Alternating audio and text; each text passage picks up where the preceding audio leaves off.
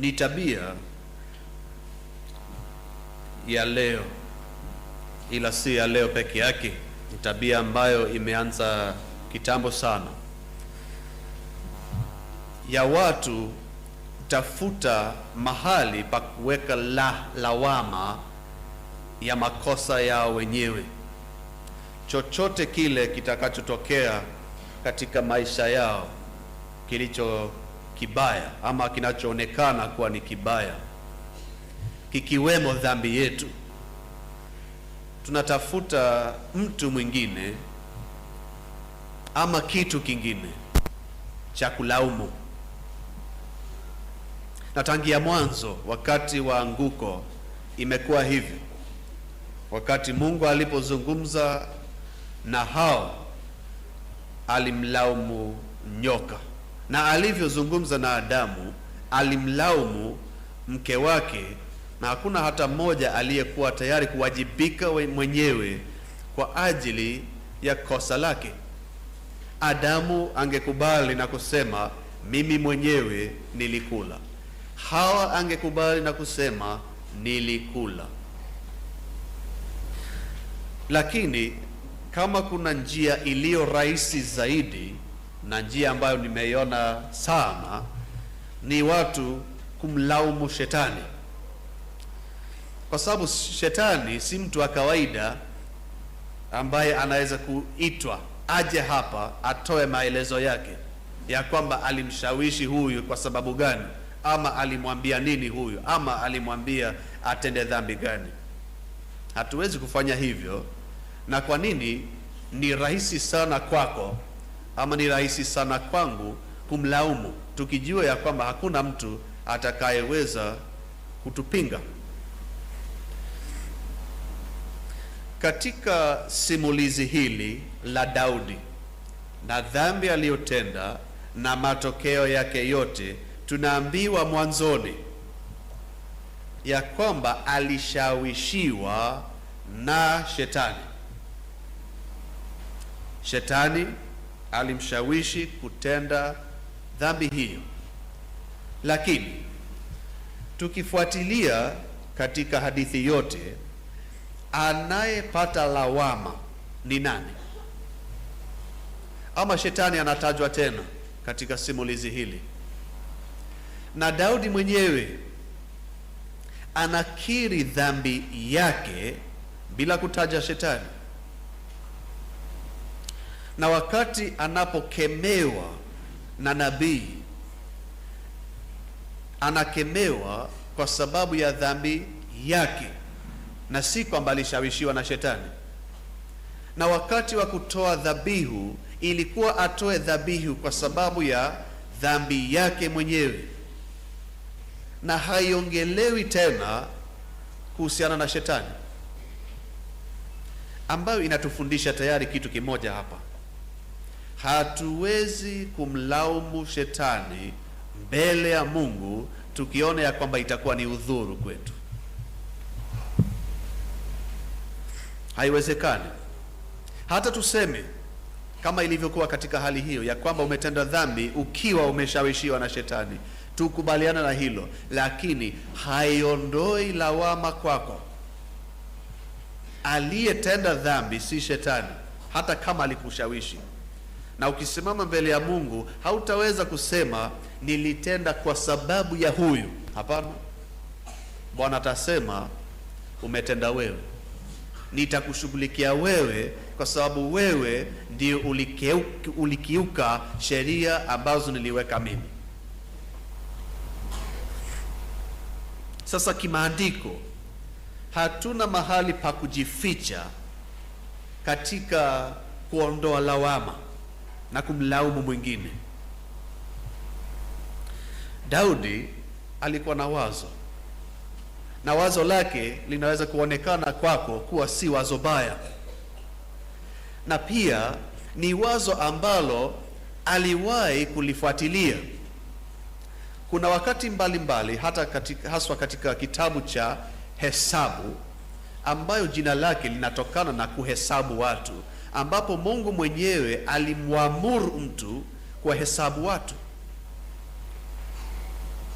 apate kujua watu wa Israeli wako wangapi. Mwanzo wa kitabu cha Hesabu wanahesabiwa, na vile vile mwisho wa kitabu cha Hesabu wanahesabiwa tena, na Mungu mwenyewe ndiye aliamuru hivyo. Sasa Daudi hapa mwisho wa maisha yake ana wazo hili: wacha nitume mtu azunguke Israeli yote awahesabu watu. Na hatimaye tunaambiwa nini?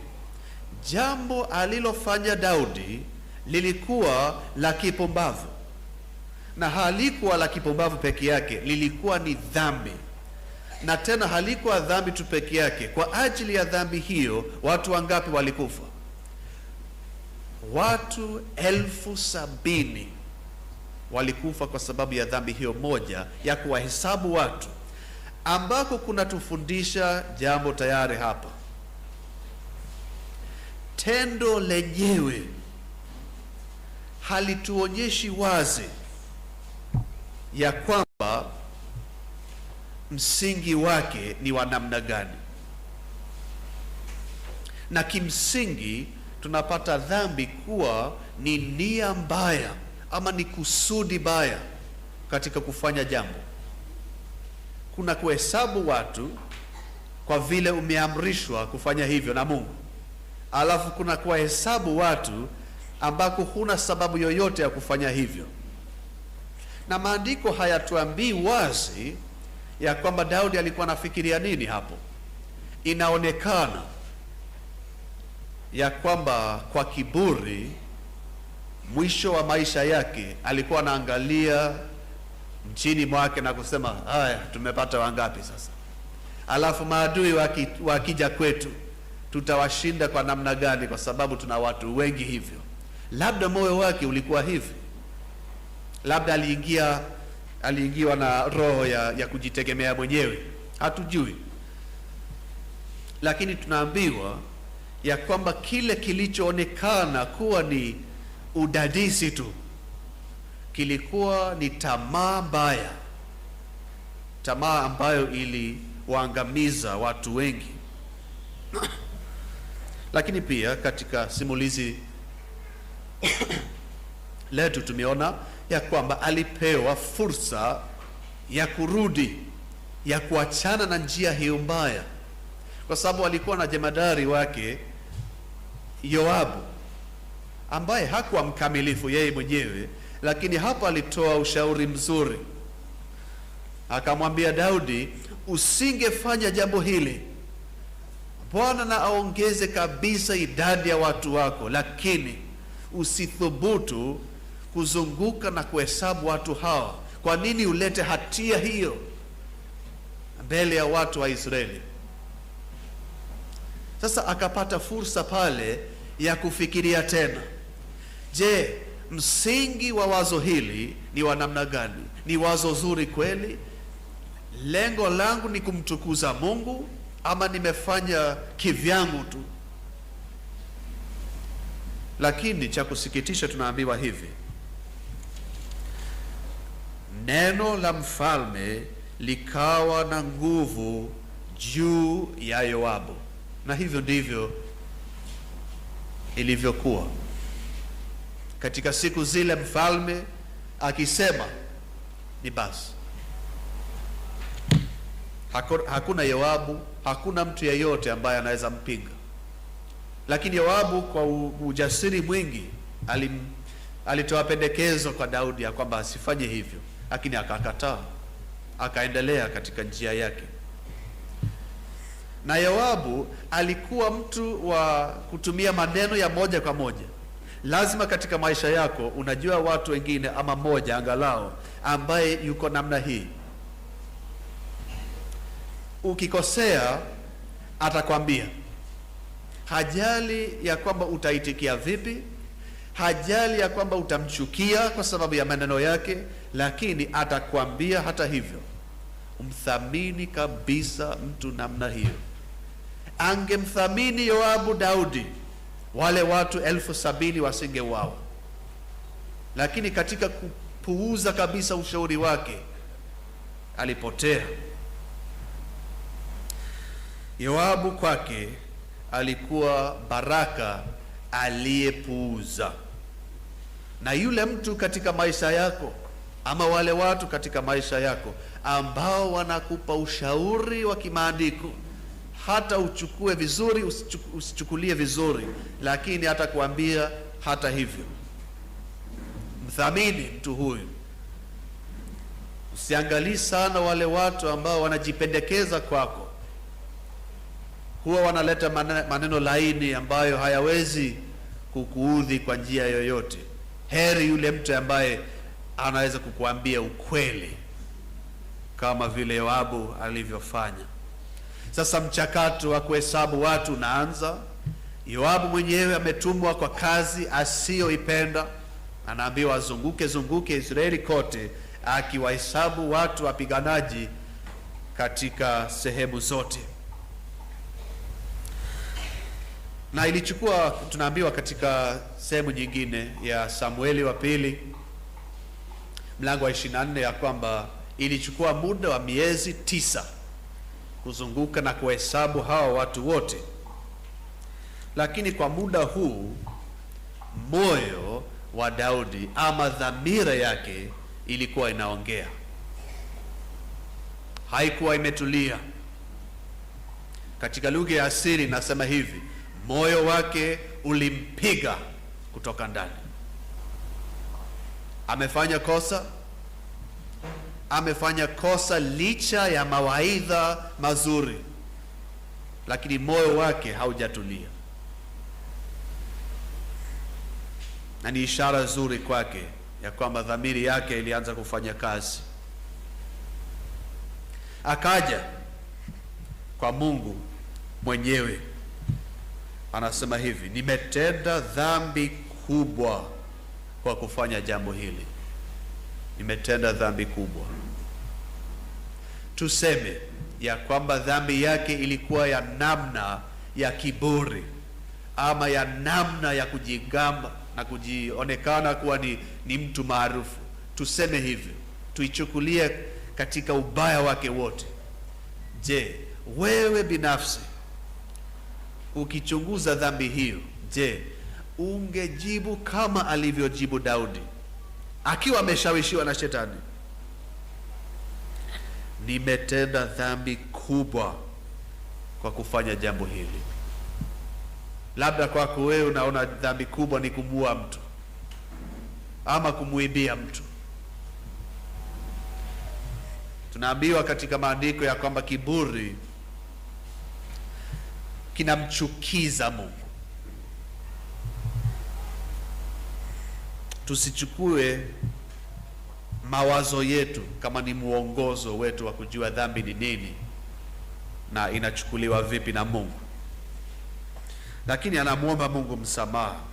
Sasa ninakusihi, ondoa hatia ya mtumishi wako, nimefanya jambo la kipumbavu sana. Sina maombi mazuri haya.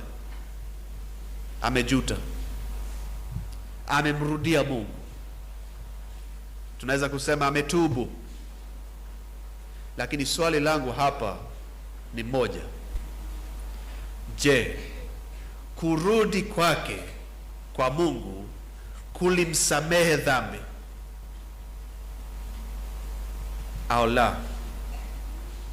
Na alipomwomba Mungu na kusema nimefanya tendo la kipumbavu, je, Mungu alimsamehe kwa sababu ya maombi yake? Hapana. Hapana. Hakuna msamaha unaopatikana hapa. Maombi ni mazuri kabisa na yanastahili pia. Alistahili kumrudia Mungu kwa njia hiyo kwa sababu alimkosea, lakini hata kurudi kwake hakukuleta msamaha wa dhambi hiyo. Hakukutosha. Dhambi lazima iadhibiwe, haiwezi kusahaulika, lazima iadhibiwe. Na Mungu anamtuma nabii wake ambaye anaitwa Gadi nenda ukamwambia Daudi, hivyo ndivyo asemavyo Bwana, nakupa wewe uchaguzi wa mambo matatu, na ni uchaguzi wa kutisha kweli. Hebu fikiria wewe ungekuwa Daudi, ungemjibu vipi? Njia ni tatu peke yake: miaka mitatu ya njaa nchini, miaka mitatu hali mbaya kabisa, ama miezi mitatu ya kushindwa kabisa na maadui na kukatwa panga, hali mbaya zaidi, alafu siku tatu za kuangamizwa kwa malaika wa Bwana nchini yote Israeli. Atajibu vipi Daudi? Aseme nini? Tagundua kwamba hakuna uchaguzi wowote ambao unasema nimekusamehe tu. Hapana. Ametambua dhambi yake, amemrudia Bwana, lakini hata hivyo hakuna msamaha pale. Bado haujapatikana msamaha wa kosa lake. Lakini Daudi ameamua atafanya nini? Anasema wacha niangukie mikononi mwa Bwana. Na anatoa sababu ya kwa kusema hivi. Kwa kifupi anasema wacha Mungu mwenyewe achague. Mimi siwezi. Hao ni watu wangu, tena ni watu wa Bwana. Wacha yeye mwenyewe afanye vile anavyoona yeye kuwa vinastahili. Jibu la hekima sasa katika hali hiyo. Kuchagua mwenyewe kungemwingiza katika hali isiyojulikana, lakini kujitupa kwa Mungu ambaye anamjua ni tumaini lake pekee. Hastahili rehema za Mungu, lakini najua nini? Mungu amejaa rehema. Ninayo mahangaiko makubwa, nianguke mikononi mwa Bwana, kwa maana rehema zake ni kuu mno, lakini usiniache niangukie mikononi mwa wanadamu. Sijui atakavyoamua kweli Mungu, lakini najua nini? Hakuna mwenye rehema kama vile Mungu alivyo na rehema kwa wingi. Sasa wacha aamue mwenyewe, na tumaini lake ni kwamba Mungu atawarehemu na hawatashughulikiwa wanavyostahili. Hapa labda utasema moyoni mwako, lazima Mungu sasa atamsamehe dhambi. Ameomba, amekiri, ametubu, anajitupa katika rehema za Mungu. Afanye nini kingine? Si lazima Mungu atamsikia sasa. Lazima Mungu asimwadhibu. Tunaambiwa nini? Basi Bwana akatuma tauni katika Israeli, watu 70,000 wakafa. Msamaha haujapatikana.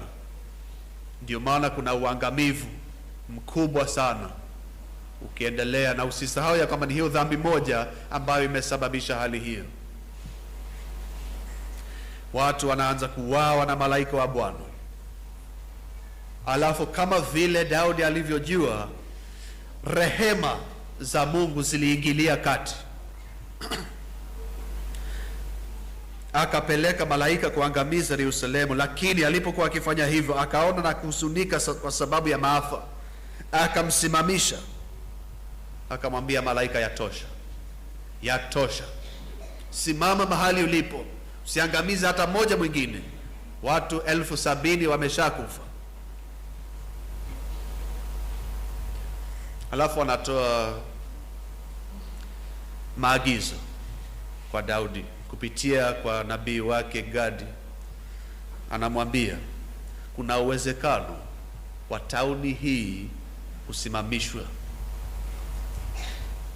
Saa hii upanga wa malaika unaning'inia juu ya Yerusalemu, uko tayari kuangamiza watu wa Yerusalemu. Haujarudishwa bado alani mwake, uko pale pale. Lakini Mungu amemwambia malaika asimame pale alipo akisubiri. Alafu Daudi anapewa maagizo, nenda mahali fulani ukamjengea Bwana madhabahu pale.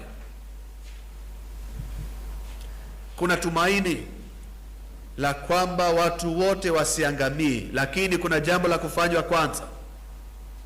Uende Daudi mwenye makosa, ujenge madhabahu, utoe sadaka pale, na wakati sadaka itakapokubaliwa na Mungu, ndipo tauni itakoma, si kabla.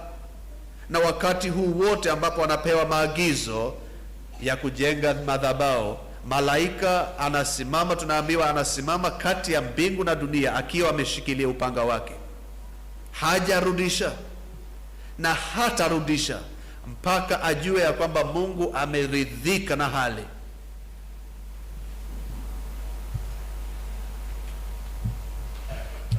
Na mahali pale ambapo alijenga madhabahu Daudi, ndipo palipokuwa hekalu la Solomoni. Ndipo Solomoni mwana wake Daudi alipojenga hekalu kwa ajili ya Bwana, na ndipo uwepo wa Mungu ulipopatikana tangia wakati ule mpaka wakati wa kupelekwa uhamishoni.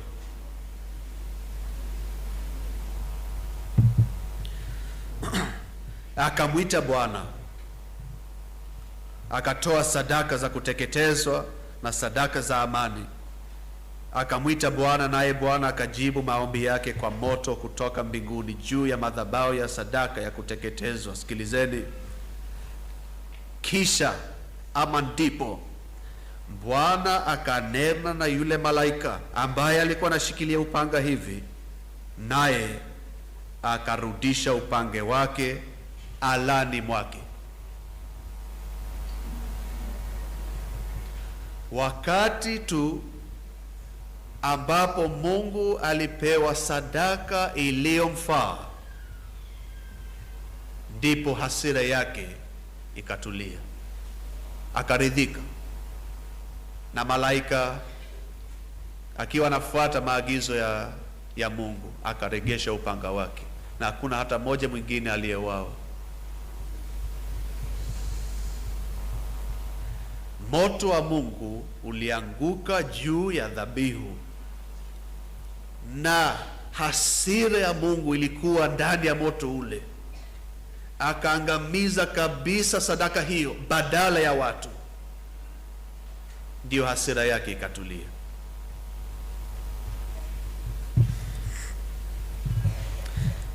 Na hadithi hiyo inatoa kwa njia ya ajabu mfano ama picha ya wokovu. Juhudi zetu zote, ziwe ni matendo, ziwe ni maombi, ziwe ni nini, hazitaweza kuondoa hasira ya Mungu iliyo juu yetu kwa sababu ya dhambi zetu. Si tumeona hapa vile Daudi alivyofanya, akatambua dhambi yake hata bila kuambiwa. Alitambua, akamrudia Mungu, akatubia dhambi yake, akamwomba Mungu msamaha wa dhambi. Lakini hakukuwa na msamaha wa dhambi uliopatikana mpaka wakati sadaka iliyotolewa iliyompendeza Mungu, iliyokuwa ni mbadala wa wale watu. Na hivyo ndivyo Biblia yote inavyofundisha. Juhudi zako ziwe ni kiasi gani, ziwe katika nini, hazitaweza kukuondolea hasira ya Bwana inayowaka kwa sababu ya dhambi zako na dhambi zangu. Na tusiwe wale watu wa kusema shetani alinifanya nitende dhambi, ama huyu mwingine alinishawishi, ama wazazi wangu hawakunilea vizuri, tukitafuta kila mahali pa kuweka lawama, ila lawama linapatikana kwetu.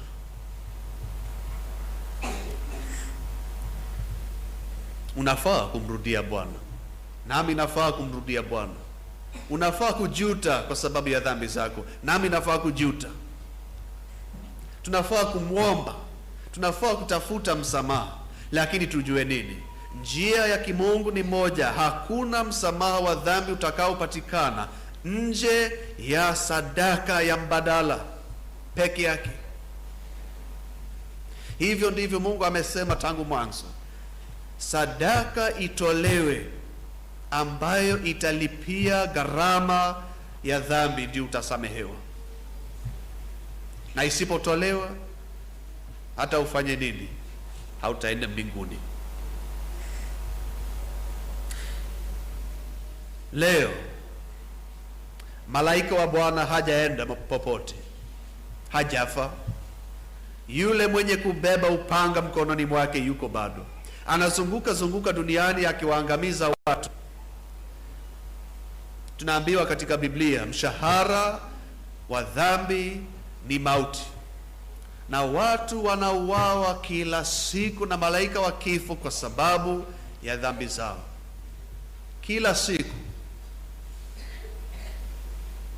karibu kila sekunde, kuna mmoja duniani ambaye ameuawa na malaika wa kifo kwa sababu ya dhambi yake.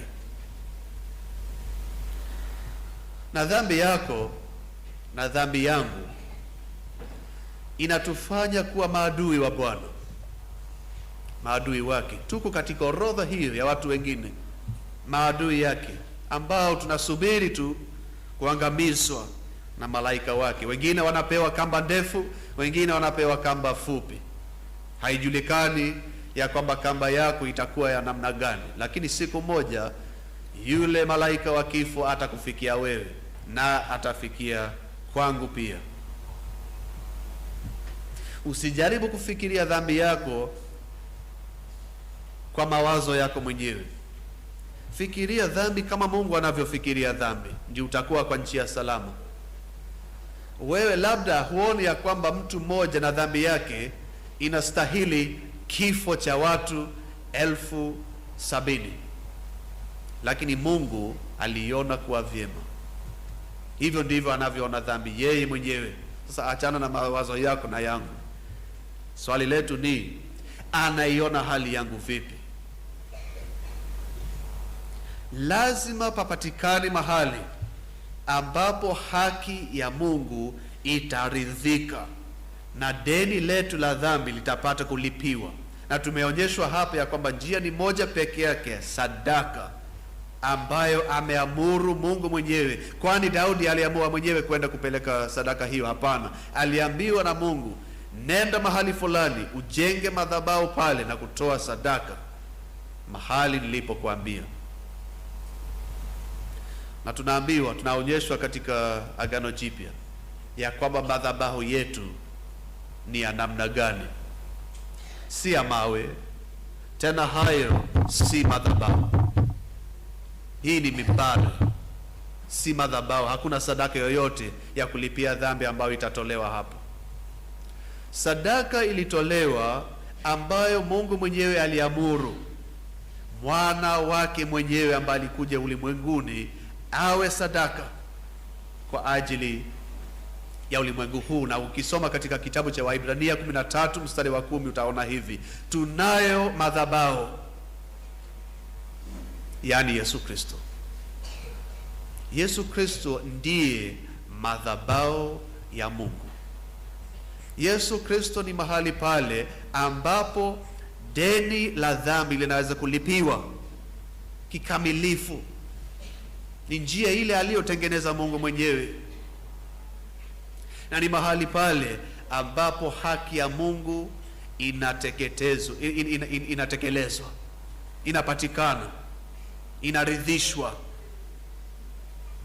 kwa sababu mahali pale ndipo Mungu alipomwangamiza Yesu Kristo kwa ajili ya dhambi za watu wengine. Na katika kufanya hivyo kulikuwa na njia, kama vile malaika wa Bwana alivyorudisha upanga wake alani mwake wakati sadaka ilipomridhisha Mungu, vile vile Mungu anapopata kwamba kuna harufu ya sadaka ya Yesu Kristo mwenyewe, na kuna mtu ambaye ameshikamana na sadaka hiyo, hasira yake yote inapotea. Hasira yake inapotea na upanga wa malaika unarudishwa alani mwake kwako. Hautawahi kupitia adhabu ya milele unavyostahili, na hata ukifa utakuwa unaishi kulingana na maandiko. Mkristo wa kweli anapokufa anaishi tayari. Kwa kifupi, hafi. Lakini walio nje ya Yesu Kristo wanakufa milele, na wanaendelea kufa tena na tena na tena. Katika hali hiyo wanaishi katika uangamivu wa milele. Haijajulikana ya kwamba kila mmoja wetu ana muda gani wa kuishi hapa duniani. Inafaa kuwa kila siku tunajifikiria wenyewe, nitaishi kwa muda gani sijui, na kuishi katika mwangaza huu.